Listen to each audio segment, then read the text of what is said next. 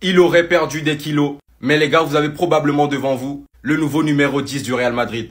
Mbappé n'aurait pas demandé à prendre le numéro 10 au Real Madrid. Mais le club veut quand même le lui donner parce qu'ils estiment que ce numéro 10 augmentera les ventes de maillots et renforcera le leadership de Kylian.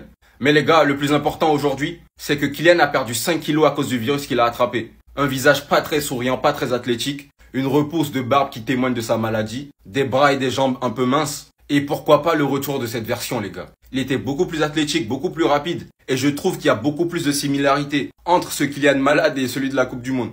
Attention, je parle bien au niveau physique. Concernant le numéro 10, ça ne m'étonne pas. Déjà parce que c'est Mbappé, surtout pour la vente des maillots. Objectivement, les gars, Madrid ne pouvait pas rater un choix marketing de cette ampleur.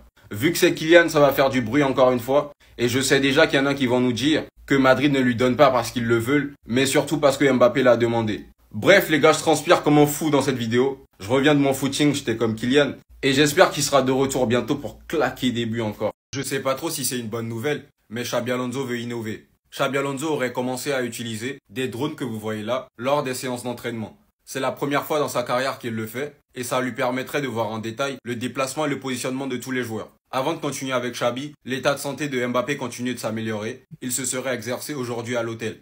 Xabi Alonso et Madrid ont aussi pris le soin d'envoyer quelques émissaires pour étudier les pelouses des stades de la Coupe du Monde des clubs. Et bizarrement, dans le rapport, il est dit que les joueurs qui se sont déjà fait les croisés ne devraient pas jouer sur ces pelouses. Ce qui implique finalement que Carvajal, Militao et Alaba ne devraient pas jouer. Mais la décision finale revient quand même à Alonso et à son staff médical. Revenons un peu au drone, c'est une initiative qui peut faire progresser les choses et je pense que vis-à-vis du problème de Madrid, ce sera plus facile pour lui d'analyser le comportement de tous les joueurs. Mais les gars, si on fait une mauvaise Coupe du Monde des clubs, ça va nous salir parce qu'on a utilisé des drones et malgré ça, on continue quand même à faire des matchs de merde. Normalement, au prochain match, on aura le retour de Kylian. Xabi Alonso continue à bosser avec le reste du groupe. Donc les gars, vous inquiétez pas, ça va bien se passer. Les gars, vous savez déjà, hein, Madrid restera toujours le meilleur club du monde. Franchement, les gars, je pensais pas. La situation elle est en train de prendre une autre dimension. Vinicius vient de retirer le Real Madrid de sa bio et il a également retiré les photos des Ligues des Champions remportées avec Madrid. Les gars, on le sait tous. On connaît l'histoire, on sait que c'est dur pour lui. Depuis qu'il a perdu son ballon d'or, c'est plus le même. Et là, peut-être qu'en coulisses, au sein du Real Madrid, les choses sont en train de se retourner contre lui. Cette saison, il a délivré des performances qui étaient vraiment pas à son niveau. Là, récemment, encore contre Al Hilal, ça allait pas. Mais en vrai, j'ai envie de me dire que je me trompe complètement sur la situation et qu'en réalité, il a juste fait ça en vrai pour marquer son retour. Mais je me dis, c'est un truc de fou quand même. Retirer son club de sa bio, de base, tu le fais quand tu es en train de quitter le club. Et là, Vinicius, l'un des joueurs cadres de Madrid, on sait tous qu'il va continuer la saison prochaine au club. Il y en a plein qui l'ont déjà remarqué. Et en ce moment même, dans les commentaires, il y en a certains qui s'amusent à dire « Donnant le numéro 7 à Mbappé, vous avez déjà capté le délire. » J'oublierai jamais ce que Vinicius a fait pour nous. Il est en train de traverser une période de crise. Et je pense que c'est le moment où il faut le soutenir le plus. À la fin de la saison qui arrive, on aura le temps de faire un bilan. Et si malheureusement ça ne suit pas, je pense que le club va se séparer de lui. Les gars, c'est pas fini, l'un de nos attaquants pourrait encore bouger. Il y a une nouvelle information qui vient de sortir. Xabi Alonso pourra finalement recruter le milieu de terrain qu'il veut depuis un moment, seulement si un grand joueur quitte le club. Mais les gars, ce qu'il faut savoir en parallèle de ça, c'est qu'Arsenal est toujours intéressé par Rodrigo. Le Real Madrid a fixé le prix à 90 millions et avec cette somme, Xabi Alonso pourra recruter le milieu qu'il demande. Mais il faut pas oublier aussi qu'en ce moment, il y a Vinicius et sa prolongation au Real Madrid n'avance pas. L'offre de Madrid est toujours jugée insuffisante et le club ne comprend toujours pas pourquoi. Je vous dis la vérité, les gars, Vinicius, il va jamais bouger. S'il doit y avoir un départ cette année, ce sera sûrement pas lui. Du côté de Rodrigo, ça fait un moment qu'Arsenal est intéressé. S'il doit y avoir un départ, ce serait plus Rodrigo que Vinicius. En parlant de Rodrigo, hier, il n'a pas joué. Aucune explication de Xabi Alonso par rapport à ce choix. Mais j'ai bel et bien l'impression que pour le moment, il préfère le style de jeu d'Arda Güler à celui de Rodrigo dans son système de jeu. Et ça ne m'étonne vraiment pas, au vu de la maîtrise qu'il veut instaurer au milieu de terrain. J'ai un peu fait le tour sur les réseaux, et ce qui m'effraie moi, c'est qu'il y en a qui veulent le départ de Vinicius. Les gars, déjà il va jamais bouger. Et franchement les gars, ce serait vraiment de l'ingratitude de ne pas lui laisser cette saison pour se rattraper. Les gars, je vais péter un câble en fait. Carrera, ça fait des semaines on l'attend. Regardez son président, il dit quoi? Le président du Benfica assure que Madrid n'a fait aucune offre pour Álvaro Carreras. Ils devraient nous faire une offre, aucune n'est encore arrivée. S'ils en font une, on verra bien, parce que c'est même pas sûr en fait. Ce n'est pas le moment et ce ne sera pas avant la fin de la compétition. Les gars, est-ce que vous pensez à la même chose que moi? En fait, si Carreras il vient pas, on va faire une nouvelle saison avec l'horrible Fran Garcia. Il est rapide, il se donne du mal sur le terrain. Mais quand tu joues au Real Madrid, t'as pas le niveau, faut pas forcer. Des grands sourires impliqués sur le terrain. Mais quand Yamal va l'attraper, il va jouer avec lui comme son toutou. Madrid, s'il vous plaît, Pérez, s'il te plaît. On a l'occasion de ramener Carreras, un Espagnol, qui a un match référence contre Yamal. Il est bon en défense, il est rapide, il est intelligent dans son jeu. Ça fait des semaines qu'on voit des informations tous les jours comme quoi Carreras, il arrive, il arrive. Au final, le président, il nous dit, on n'a même pas fait d'offre. Moi, je vous l'ai déjà dit, hein, les médias ils se foutent de nos gueules en fait. Les gars, la vérité, on fait une saison avec Fran Garcia encore, j'attends rien de Madrid. On dirait bien que la guerre entre Paris et Mbappé est loin d'être terminée. Ils viennent poursuivre encore une fois le PSG en justice. Kylian Mbappé porte plainte contre le PSG, déjà pour harcèlement moral et de 2 pour tentative d'extorsion. Mais les gars, c'est pas tout. Il y aurait un certain métis qui habite à Miami qui aurait des infos sur lui. Suite à cette nouvelle plainte du clan de Mbappé, Booba a tweeté sur la situation. Si tu laisses pas Nasser tranquille, je vais lui dire ce que tu fais à Palm Beach et avec qui et pourquoi tu as chopé une gastro.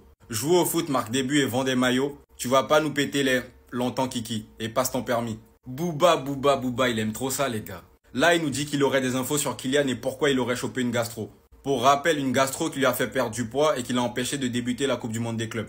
Les gars, c'est fou quand même. Je sais pas ce qu'est le problème entre Paris et Kylian, mais en plus d'être dernier 50 millions qu'il réclamait, maintenant il y a ça. Pour être plus précis, Mbappé reproche au PSG de l'avoir placé au loft en 2023 et a signé un nouveau contrat toujours lors de la même année. Moi, je suis intrigué de fou. J'ai envie de savoir ce que Booba il a à nous dire. Il a toujours eu la haine sur Kylian, je sais pas pourquoi, mais franchement, moi, ça m'intéresse de fou. Regardez seulement.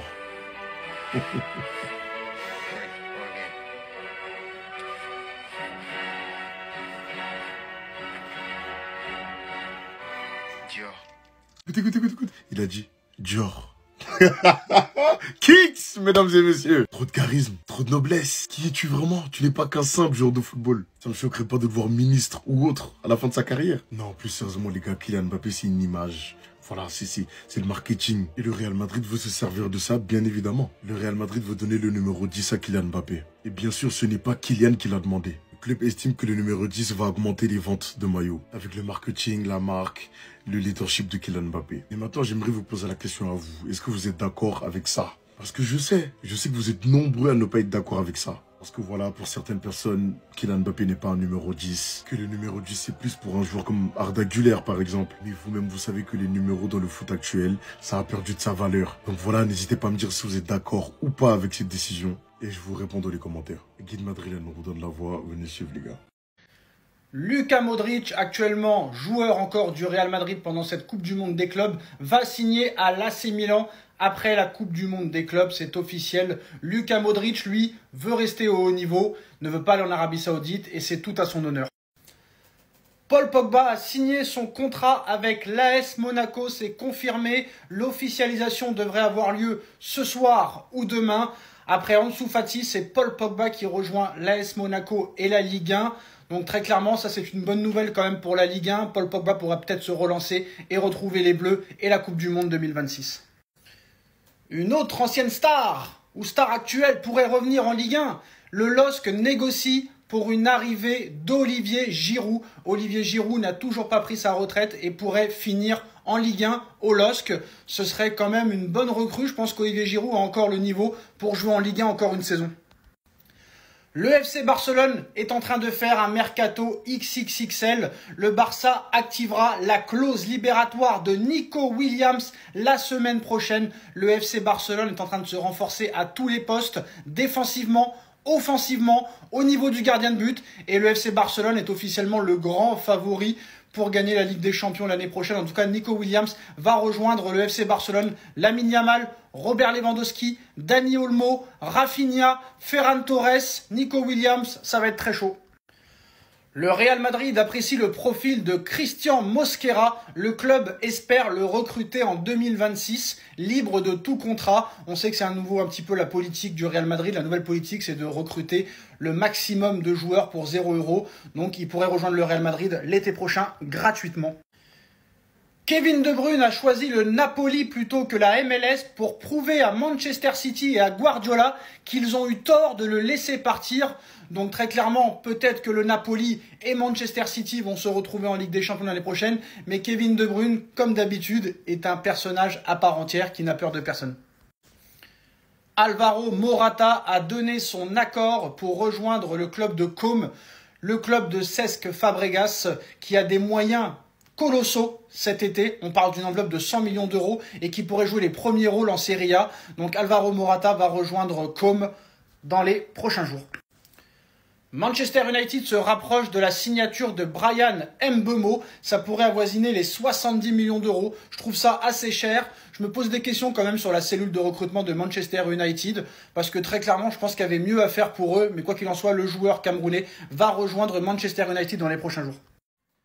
Cristiano Ronaldo, toujours pas à la retraite. Cristiano Ronaldo, CR7 va bien rester en Arabie Saoudite à Al Nasser. CR7 va signer un nouveau contrat d'1 an ou de 2 ans avec le club saoudien. Donc même après la Coupe du Monde 2026, Cristiano Ronaldo n'a pas prévu pour le moment d'arrêter. Cristiano Ronaldo veut absolument gagner la Coupe du Monde avec le Portugal et surtout atteindre la barre fatidique des 1000 buts de Monsieur Pelé.